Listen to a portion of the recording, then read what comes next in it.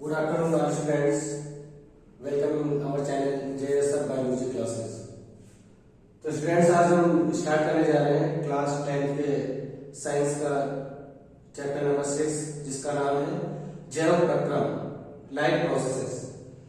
आज इस चैप्टर में आप लोगों को डाइजेस्टिव सिस्टम के बारे में बताएंगे, मनुष्य के पाचन तंत्र, डाइजेस्टिव सिस्टम ऑफ ह्यूमन। तो इससे पहले के वीडियोस में आप लोगों को जैव प्रक्रम के बारे में बताया था, जैव प्रक्रम की डेफिनेशन, उपापचयी क्रियाएं, मेटाबॉलिक रिएक्शन। तो आज इस वीडियो में स्टार्ट करेंगे डाइजेस्टिव सिस्टम के बारे में। तो मनुष्य के पाचन तंत्र को समझने से पहले पाचन की डेफिनेशन पता होनी चाहिए। पाचन की डेफिनेशन क्या होती है, पाचन किसे कहते हैं?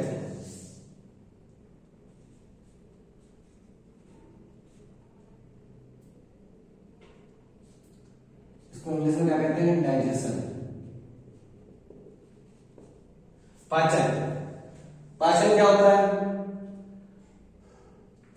जटिल आघूर्णनशील भोज्य पदार्थों को भौतिक एवं रासायनिक क्रियाओं द्वारा एंजाइमों की सहायता से सरल एवं घुलनशील पदार्थों में बदलने की क्रिया पाचन कहलाती है।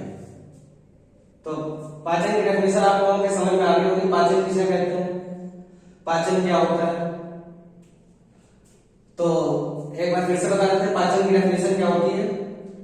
जटिल अघुलनशील भोज्य पदार्थों को भौतिक एवं रासायनिक क्रियाओं द्वारा एंजाइमों की सहायता से सरल एवं घुलनशील पदार्थों में बदलने की क्रिया पाचन कहलाती है।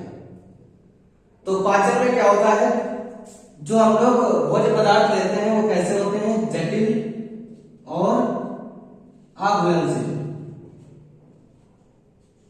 जटिल और अघुलनशील। और इसको किसमें चेंज कर दिया जाता है? सरल और किसमें?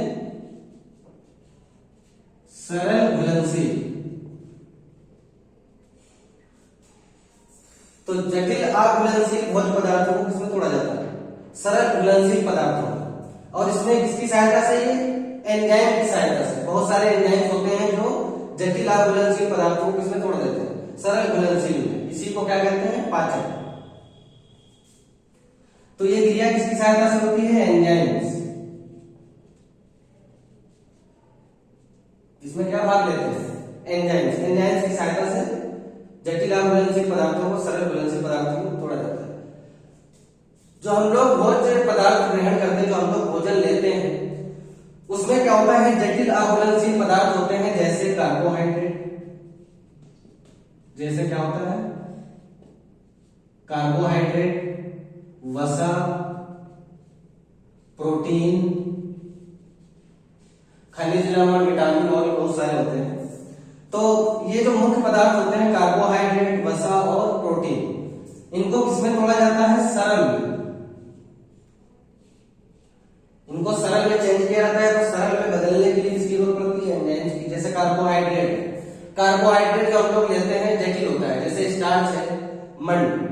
जो हम लोग कार्बोहाइड्रेट लेते हैं मंड के रूप में, स्टार्च के रूप में, और इसको किसमें तोड़ दिया जाता है? शर्करा में। सरल शर्कराओं में तोड़ दिया जाता है, जैसे माल्टोज, सुक्रोज, लैक्टोज। ये क्या है? मंड की अपेक्षा, स्टार्च की अपेक्षा सरल शर्कराएं होती है। फिर उसके बाद में और भी एंजाइम की सहायता से माल्टोज को ग्लूकोज में, सुक्रोज को ग्लूकोज में, लैक्टोज को सभी को किसमें तोड़ दिया जाता है? ग्लूकोज में। तो इस तरीके से कार्बोहाइड्रेट होता है जटिल होता है, और इसको किसमें तोड़ दिया जाता है? शर्करा में, एंजाइम्स की सहायता से। इसके बाद में क्या है? वसा। वसा भी जटिल होती है, फैट किसको कहते हैं? जो वसा होती है, वसा को किसमें तोड़ दिया जाता है? वसी अम्ल। किसमें? वसी अम्ल।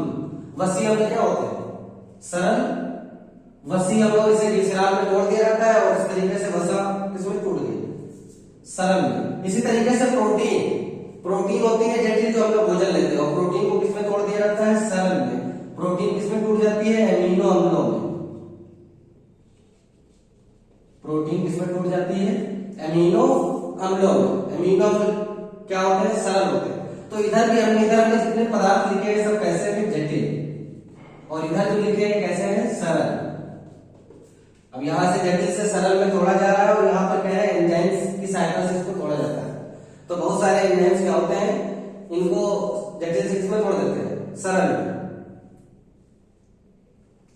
तो आप लोगों को इतना समझ में आ गया होगा इसकी डेफिनेशन पाचन की क्या होती है, डाइजेशन क्या होता है। अब यहाँ पर जो हम लोग पढ़ाएंगे किसके बारे में, डाइजेस्टिव सिस्टम के बारे में। किसके बारे में, डाइजेस्टिव सिस्टम, पाचन तंत्र।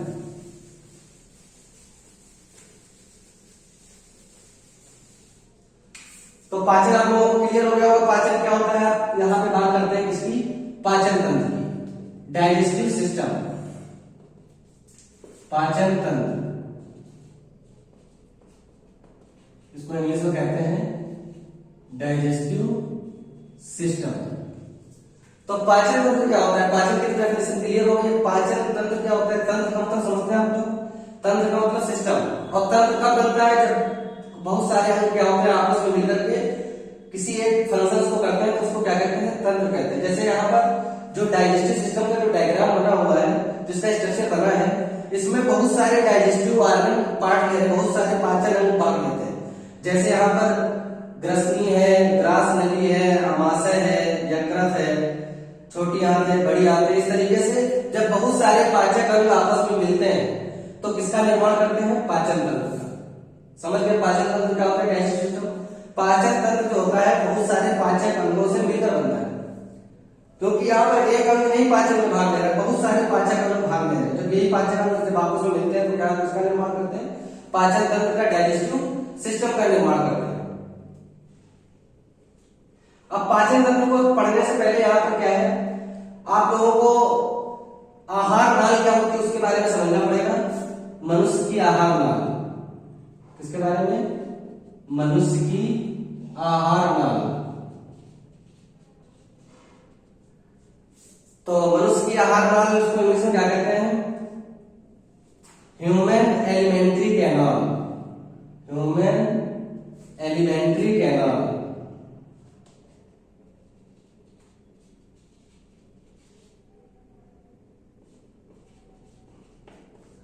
ह्यूमन एलिमेंट्री कैनाल इसे कहा जाता है, मनुष्य की आहार नाल। तो मनुष्य की जो आहार नाल होती है ये क्या होती है, 8 से 10 मीटर लंबी होती है, 8 से 10 मीटर लंबी होती है। और कहां से कहां तक होती है, मुख से लेकर के गुदा तक। अब इसकी नेमिंग करेंगे भी हम स्ट्रक्चर की। तो यहां से कहां तक ये होती है, मुख से लेकर के गुदा तक। तो यहां से ये मुख से स्टार्ट होती है और कहां तक फैली होती है, गुदा तक। मुख से गुदा तक लेकर के कहां से यहां तक इसकी लंबाई कितनी होती है, 8 से 10 मीटर, लगभग 8 से 10 मीटर होती है। और इसका जो व्यास होता है अलग अलग स्थानों पर अलग अलग होता है।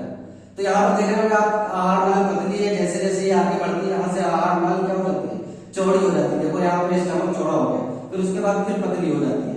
तो इस तरीके से आहार नाल का जो व्यास होता है ये अलग अलग स्थानों पर अलग अलग होता है। यहाँ पर व्यास कम है, यहाँ पर ज्यादा हो जाता है, इस तरीके से कम ज्यादा इसका व्यास होता है। तो आहार नाल आपको समझ गया, आहार नाल का मतलब भोजन की नली, आहार का मतलब भोजन, नाल का मतलब नली, भोजन की नली। तो भोजन की नली यहां से लेकर के यहाँ तक होती है, मुख से लेकर के गुदा तक। तो मनुष्य की आहार नाल जो होती है इसमें कौन कौन से पार्ट्स आते हैं, कौन कौन से अंग इसमें भाग लेते हैं। तो मनुष्य की आहार नाल कितने भागों में डिवाइड होती है, पहले यहाँ पे आपको समझना पड़ेगा। तो मनुष्य की आहार नाल होती है किस किस पार्ट्स में डिवाइड होती है। तो इस पार्ट्स को पढ़ने के लिए सबसे पहले कैसे कि हम नेमिंग कर देते हैं। इसमें क्या है, कौन कौन से पार्ट्स होते हैं मनुष्य के डाइजेस्टिव सिस्टम में। तो सबसे पहले क्या है, यहां पे आपको दिख रहा होगा ये क्या है, माउथ, इसको क्या कहते हैं, मुख। ये क्या है, मुख, यहां से दो होठों के द्वारा घिरा रहता है, ये क्या है, मुख, माउथ। इसके बाद में यहां पर आपको ये दिख रहा होगा, ये होती है बक्कल कैविटी, बक्कल कैविटी, इसको कहते हैं हिंदी में मुख गुहा या मुख गुहिका भी कहा जाता है, मुख गुहा या मुख गुहिका। उसके बाद में अब आगे यहाँ पर और भी स्ट्रक्चर है। यहाँ पर जो आपको दिख रहा है ये पार्ट, यहाँ पर श्वास द्वार और यहाँ पर भोजन का जो मार्ग होता है, श्वास द्वार यहाँ पर आपस में मिलकर यहाँ पर मिलते हैं। तो यहाँ पर एक पार्ट होता है उसको कहते हैं ग्रसनी, उसको क्या कहते हैं, ग्रसनी। इसको इंग्लिश में कहते हैं फेरिंग्स। इसको इंग्लिश में क्या कहा जाता है? फेरिंग्स, और हिंदी में कहते हैं ग्रसनी। उसके बाद यहाँ पर क्या है, ग्रसनी के बाद में और ये नली से दिखाई दे रही है यहाँ पर, इस नली को क्या कहते हैं? ऑइसोफेगस। इसको क्या कहा जाता है? ऑइसोफेगस। इसको हिंदी में कहते हैं ग्रास नली। इसको हिंदी में क्या कहते हैं? ग्रास नली। उसके बाद में ग्रास नली के नीचे यहाँ पे डायाफ्राम है। ये क्या दिख रहा है? डायाफ्राम। इसको क्या कहते हैं इंग्लिश में? डायाफ्राम। ये डायाफ्राम को भेजते हुए कहां मिलती है? आमाशय में।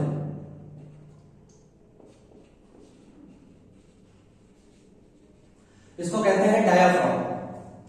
इस तरीके से यहां पर इतना नामांकन हो गया, नेमिंग हो गई थी। उसके बाद में अब ये जो यहां पर ग्रास नली यहाँ पे कहां पर खुलती है? आमाशय में। ये जो पार्ट से नीचे आपको दिख रहा है इसको कहते हैं स्टमक। इसको क्या कहते हैं? स्टमक। हिंदी में कहते हैं आमाशय। तो ये आमाशय में जाकर के खुल जाती है ग्रास नली। उसके बाद में ये आमाशय जो होता है ये यहां पर ग्रहणी में खुलता है। इसको क्या कहते हैं? डियोडेनम। डियोडेनम इसको कहते हैं हिंदी में ग्रहणी। इसको हिंदी में क्या कहते हैं? ग्रहणी, डियोडेनम। तो इस तरीके से जो स्टमक होता है, आमाशय होता है, ये कहां पे खुलता है? जाकर के ग्रहणी में। यहां पर ये आपको दिख रही होगी सी आकार की, क्या है? ग्रहणी। उसके बाद में इसके पास में यहाँ पर एक और ऑर्गन होता है, इसको कहते हैं पेनक्रियाज। इसको क्या कहते हैं? पेनक्रियाज। इसको कहते हैं आग्नेयाशय। इसको हिंदी में क्या कहते हैं? आग्नेयाशय, पेनक्रियाज। और पेनक्रियाज जो यहाँ पे होता है इसके पास ये ग्रहणी होगा, डियोडेनम, और यहाँ पर आपको एक पार्ट दिख रहा होगा, इसको कहते हैं लीवर। इसको क्या कहते हैं हिंदी में? यकृत।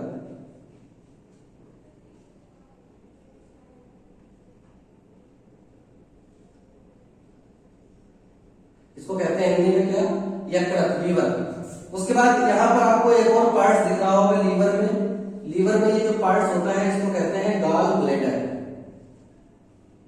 GALL, gall bladder.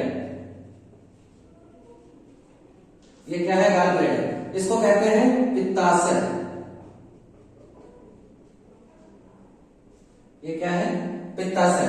उसके बाद में यहां पर एक पित्ताशय से एक नली निकलती है, इसको कहते हैं बाइल डक्ट। Bile duct. इसको कहते हैं पित्त नली।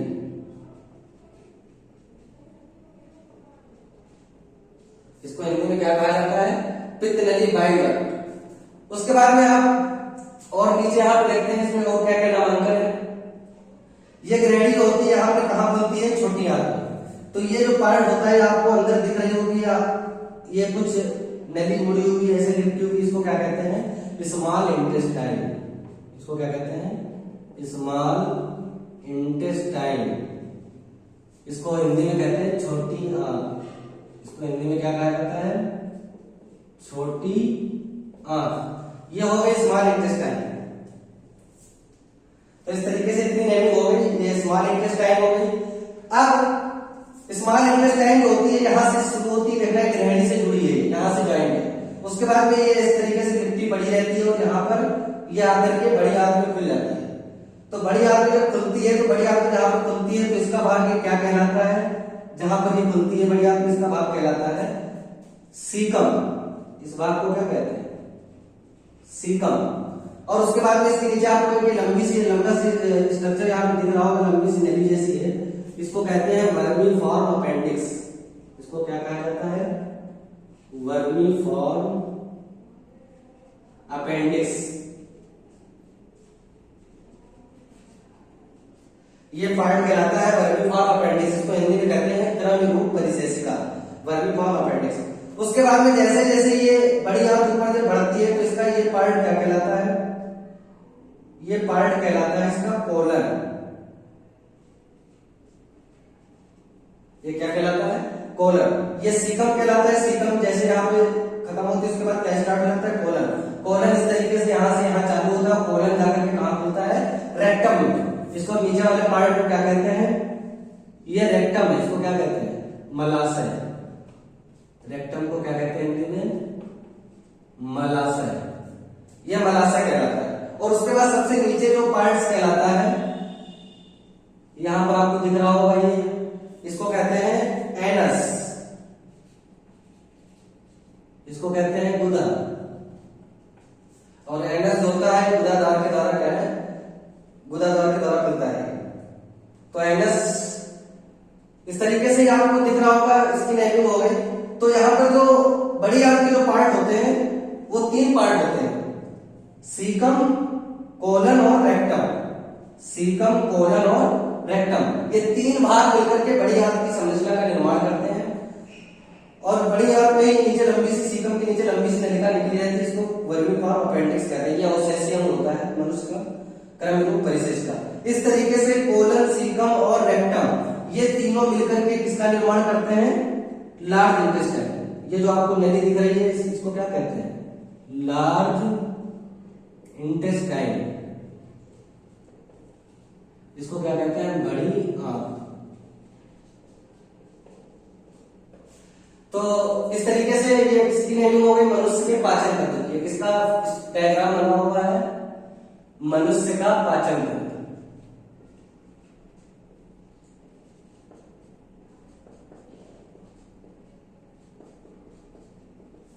इसको इंग्लिश में क्या कहते हैं? डाइजेस्टिव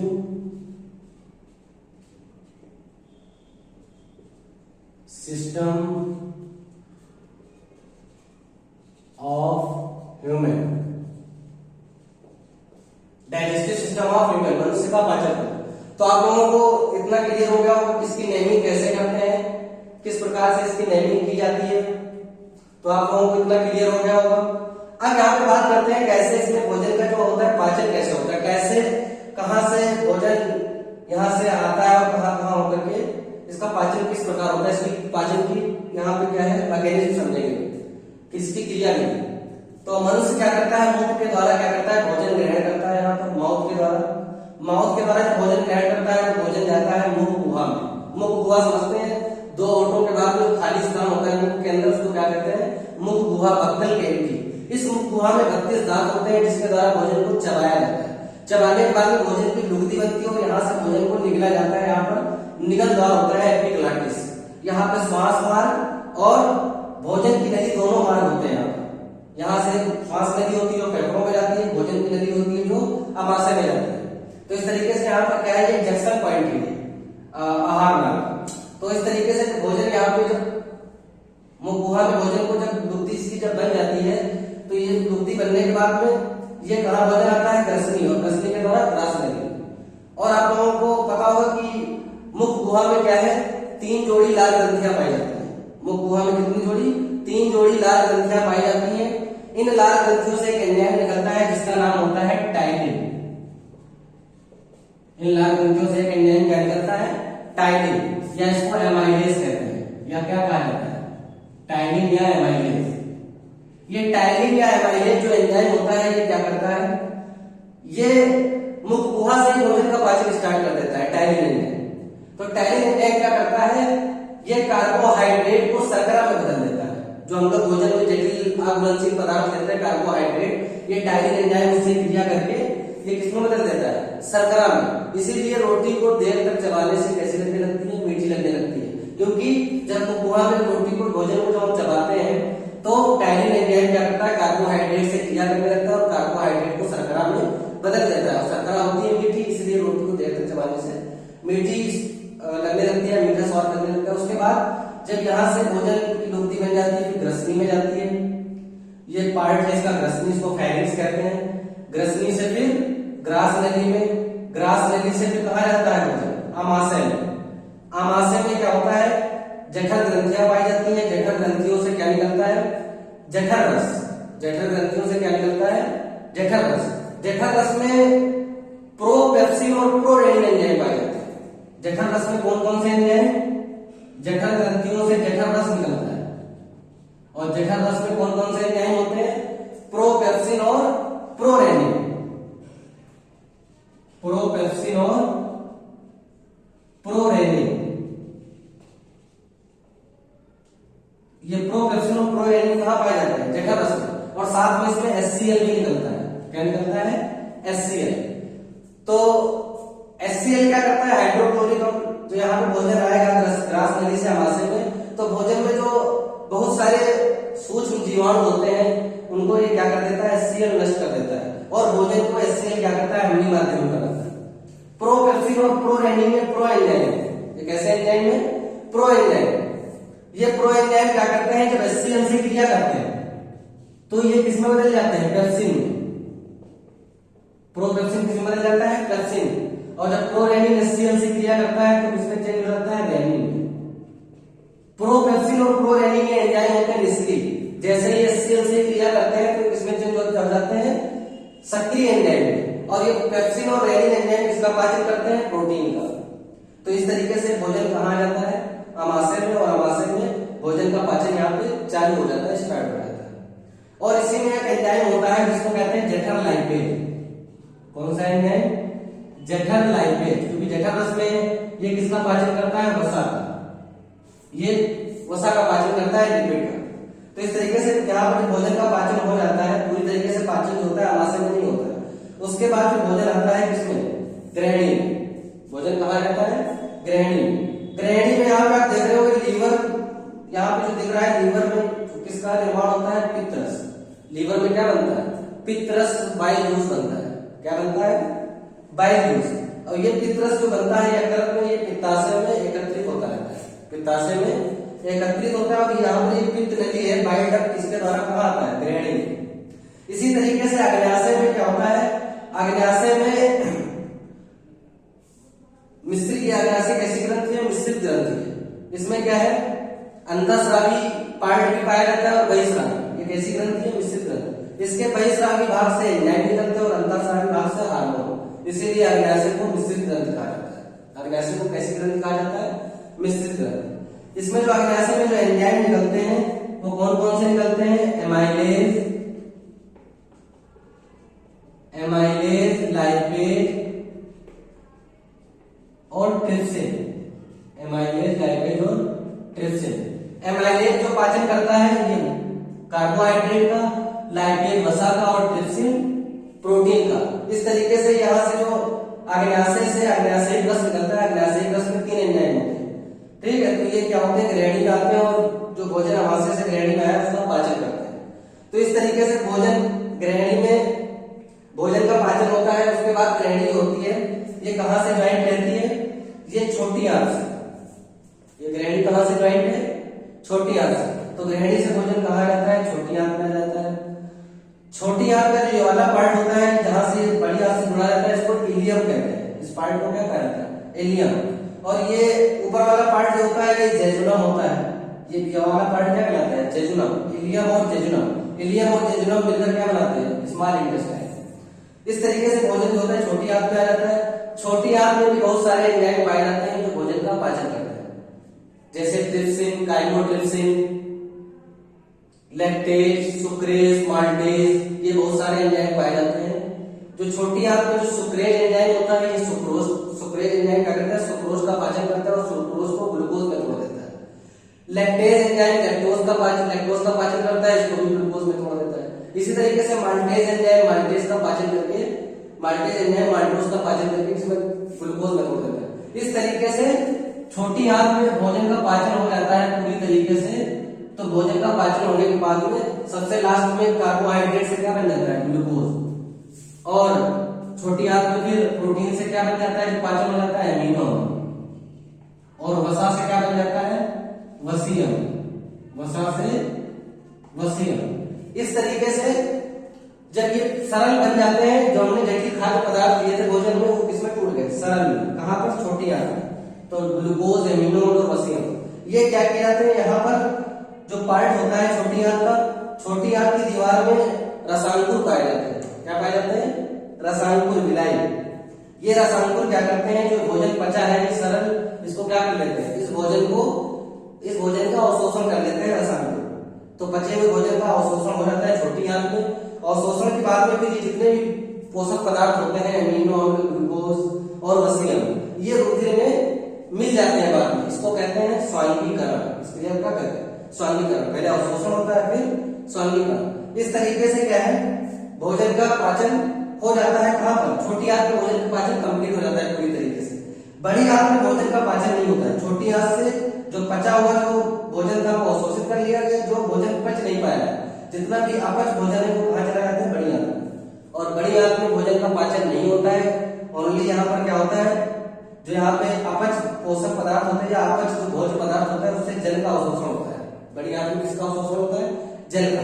तो जितना भी जो यहाँ पे जो भोजन था वो सब कहाँ आ गया? बड़ी आंत में। और बड़ी आंत से क्या है, बड़ी आंत से जो आ जाता है किसमें? मलाशय। मलाशय में क्या है, यहाँ पे मल एकत्रित होता है। ये मलाशय 7 से 8 इंच लंबा होता है मलाशय। इस मलाशय में क्या है, यहाँ पे जितना भी अपच भोज्य पदार्थ थे वो यहाँ पर मल के रूप में एकत्रित होते हैं, और यहाँ से गुदा के द्वारा गुदा द्वार से शरीर से बाहर मल त्याग कर दिया जाता है। तो इस तरीके से भोजन का पाचन यहाँ से कहां से? मुख गुहा से भोजन का पाचन स्टार्ट होता है, बक्कल कैविटी से, और छोटी आंत तक भोजन का पाचन पूरी तरीके से हो जाता है। और बड़ी आंत में भोजन से केवल जल का अवशोषण होता है। तो इस तरीके से आप लोग समझ गए होंगे कि पाचन तंत्र में कौन कौन से पार्ट होते हैं और किसका क्या काम होता है, यकृत क्या काम क्या होता है, अग्नाशय का काम क्या होता है, आमाशय का काम क्या होता है, सबके बारे में आपको पता चल गया होगा। अब यकृत जो होता है, यकृत ये हमारे शरीर की सबसे बड़ी ग्रंथि है। इसका भार लगभग 1.5 किलोग्राम होता है। 1.5 किलोग्राम की होती है। इसके 2 लोब दिखाई दे रहे हैं, ये लोब है और इसके 2 पालियां होती है, 2 लोब होते हैं। और इसमें पित्तरस जो बनता है ये पित्ताशय में एकत्रित होता है, और पित्ताशय से पित्त नली के द्वारा कहा जाता है गृहिणी में। गृहिणी में जाता है। गृहिणी में क्या पित्तरस किसका पाचन करता है? वसा। और ये जो गृहिणी होती है सी आकार की होती है, लगभग 25 सेंटीमीटर लंबी सी आकार की होती है गृहिणी। तो गृहिणी जो होती है छोटी आंत से ज्वाइंट रहती है, छोटी आंत का ही पार्ट होता है गृहिणी। ग्रास नली होती है, ये भी लगभग 25 सेंटीमीटर लंबी होती है। और जो आमाशय होता है, आमाशय 25 से 30 सेंटीमीटर लंबा होता है, जे के आकार का होता है। किस आकार का होता है? जे के आकार का होता है। ये इसकी लंबाई 25 से 30 सेंटीमीटर होती है, और इसकी चौड़ाई लगभग 7 से 8 सेंटीमीटर होती है। और जो बड़ी आंत होती है और छोटी आंत, बड़ी आंत की लंबाई होती है 6 से 7 मीटर होती है। छोटी आंत की लंबाई कितनी होती है? 6 से 7 मीटर। और बड़ी आंत की जो लंबाई होती है लगभग 1.5 मीटर। बड़ी आंत की लंबाई कितनी होती है? 1.5 मीटर। इसका मतलब जो छोटी आंत होती है वो लंबाई में ज्यादा होती है। छोटी आंत की लंबाई में ज्यादा होती है क्योंकि पतली होती है और ये इस तरीके से उल्टी बढ़ जाती है। और बड़ी आंत जो होती है ये लंबाई में क्या होती है? कम होती है। इसकी लंबाई कम होती है। छोटी आंत की लंबाई 6 से 7 मीटर और बड़ी आंत की लंबाई 1.5 मीटर। तो इस तरीके से आप लोगों को पाचन तंत्र के बारे में समझ में आ गया होगा कि पाचन तंत्र क्या होता है, पाचन क्या होता है, कैसे भोजन का पाचन होता है। तो इस तरीके से आप लोगों को ये क्लियर हो गया होगा। अब यहाँ पर आपको बताते हैं कि जो मुख से लेकर जो गुदा तक की जो आहार नाल जो यहाँ तक होती है, मुख से लेकर के गुदा तक, तो इसके कौन कौन से पार्ट हो गए, किसके किसके बारे में यहाँ पर हम लोगों ने पढ़ लिया। पहला मुख, पहला पार्ट क्या होता है? मुख एवं मुख गुहा। पहला पार्ट क्या है? मुख एवं मुख गुहा। इसके बारे में आप लोगों को बता चुके हैं, मुख और मुख गुहा के बारे में, माउथ और बक्कल कैविटी। उसके बाद में नंबर सेकेंड पार्ट क्या होता है? ग्रसनी। ग्रसनी के बारे में आपको बताया था, जो मुख गुहा से भोजन कहाँ आता है? ग्रसनी में, फेरिंक्स में। यहीं पर क्या होता है? यहीं पर निगल द्वार होता है और श्वास मार्ग। कभी कभी जब, और साउंड बॉक्स भी होता है, जब कभी कभी आप लोग भोजन करते हैं, भोजन को जब निगलते हैं और उस समय जब बोलने लगते हैं तो क्या होता है? भोजन जो होता है बजाय भोजन की नली में जाने के बजाय कहाँ चला जाता है? श्वास नली में। और श्वास नली में जाने को रोकने के लिए यहाँ पर एक प्रतिवर्ती क्रिया होती है, रिफ्लेक्सेशन, और जितना भी भोजन होता है वो उलट जाता है, नाक और मुंह के द्वारा शरीर से बाहर निकल आता है। इसीलिए खाना खाते समय क्या है, यहाँ पर क्या है, बातें नहीं करनी चाहिए। तो अगर यह बातें करेंगे तो क्या होगा? ये साउंड बॉक्स ओपन हो जाता है और यहाँ पे श्वास नली खुल जाती है। भोजन की नली में भोजन जाने के बजाय कहाँ जाने लगता है? श्वास नली में। इसीलिए जितना भी भोजन होता है, पानी होता है, वो उलट जाता है। तो ये ग्रसनी के बारे में हो गया। नंबर थर्ड, ग्रास नली। किसके बारे में हमने बताया? ग्रास नदी, इसके बारे में आप लोगों को बता चुके हैं। ग्रास नदी कितनी लंबी होती है? लगभग 25 सेंटीमीटर लंबी होती है। अब इसके बाद में जो चौथा पार्ट आता है वो अमाशय। ग्रास नदी कहाँ खुलती है? अमाशय में। अमाशय को क्या कहते हैं? स्टमक, लिखा हुआ है। अमाशय को क्या कहते हैं? स्टमक। अमाशय के बाद में अगला पार्ट क्या आता है? नंबर 5, ग्रहणी। ये ग्रहणी में भोजन कहाँ? अमाशय के बाद कहा जाता है? ग्रहणी में। ग्रहणी जो है छोटी आंत का ही पार्ट होता है। उसके बाद में छोटी आंत आती है और उसके बाद में बड़ी आंत, छोटी आंत और बड़ी आंत। इस तरीके से भोजन छोटी आंत में जाता है, बड़ी आंत में, और बड़ी आंत का ही पार्ट होता है मलाशय। और मलाशय से कहाँ निकल जाता है? गुदा के द्वारा शरीर से बाहर निकल जाता है। तो बड़ी आंत का ही पार्ट क्या होता है? मलाशय। मलाशय से फिर भोजन क्या होता है? गुदा के द्वारा शरीर से बाहर निकल जाता है। इस तरीके से जो आहार नाल होती है मुंह से लेकर के कहां तक फैली होती है? गुदा तक। तो आप लोगों को इतना क्लियर हो गया होगा कि जो मनुष्य की आहार नाल होती है इसके कौन कौन से पार्ट होते हैं और इसका काम क्या होता है। तो ये यहाँ पे मैंने हिंदी में सब लिख दिए हैं। आपको इंग्लिश नेम सब पता है, यहाँ पे हमने नेमिंग की है, यहाँ पे इंग्लिश नेम बता दिए। मुख को क्या कहते हैं? मुख को माउथ, और मुखोहा को बफेल कैविटी कहते हैं। ग्रसनी को क्या कहते हैं? फायरिंग्स। और ग्रास नदी को आइसोफेगस। अमाशय को क्या कहते हैं? स्टमक। ग्रहणी को डिओडेनम, और छोटी आंत को स्मॉल इंटेस्टाइन, बड़ी आंत को लार्ज इंटेस्टाइन। इस तरीके से क्या हो गया? मनुष्य के पाचन तंत्र के बारे में आप लोगों को समझ में आ गया होगा, क्लियर हो गया होगा। मनुष्य की पाचन तंत्र कैसे काम करता है और क्या क्या इसकी नेमिंग होती है। तो आज की वीडियो में आप लोगों को काफी क्लियर हो गया होगा पाचन तंत्र के बारे में, और पाचन क्या होता है, पाचन तंत्र क्या होता है, आहार नाल क्या होता है, इसके बारे में आप लोगों को अच्छी तरीके से आप लोगों के समझ में आ गया होगा। तो आज की वीडियो में इतना ही।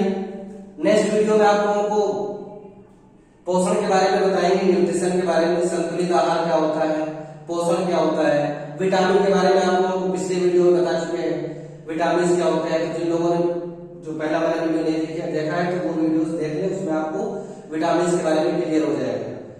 तो आज की वीडियो में इतना ही, और नेक्स्ट वीडियो में आप लोगों से फिर मिलेंगे नेक्स्ट टॉपिक के साथ। नेक्स्ट टॉपिक तो हमारा रहेगा, वो क्या रहेगा? वो पोषण के बारे में रहेगा, संतुलित आहार के बारे में। इस तरीके से नेक्स्ट टॉपिक जो स्टार्ट होगा नेक्स्ट वीडियो में आप लोगों को उसके बारे में बताएंगे। तो जितने भी स्टूडेंट्स चैनल पर नए हैं, जिन्होंने चैनल को सब्सक्राइब नहीं किया है तो चैनल को सब्सक्राइब कर ले, साथ में बेल आइकन को प्रेस कर ले, जिससे क्या है आपको बराबर नोटिफिकेशन मिलती रहे वीडियोस की। और आपको अब रेगुलर वीडियोस मिलेंगे, डे बाय डे रोज मिलेंगे आपको वीडियोस, क्लास 9 से लेकर के 12 तक। तो आप लोग चैनल पे अपडेट रहिएगा, आप लोगों को डेली वीडियोस मिलेंगे। और आप लोगों को सभी वीडियोस देखना है step by step, part by part. आप जब सारे पार्ट्स देखेंगे, जितने जो भी चैप्टर में जितने भी पार्ट्स में वीडियोस हैं, सारे वीडियोस जो आप सीरियल से देखेंगे तो सारे टॉपिक्स क्लियर हो जाएंगे। तो इस तरीके से आप लोग सभी पार्ट्स देखें, जितने भी पार्ट्स हमने वीडियोस डाले हैं, जितने भी पार्ट इस चैप्टर के जितने भी पार्ट हैं। तो आज की वीडियो में इतना ही, फिर मिलेंगे नेक्स्ट वीडियो में। तब तक के लिए थैंक यू ऑल स्टूडेंट्स।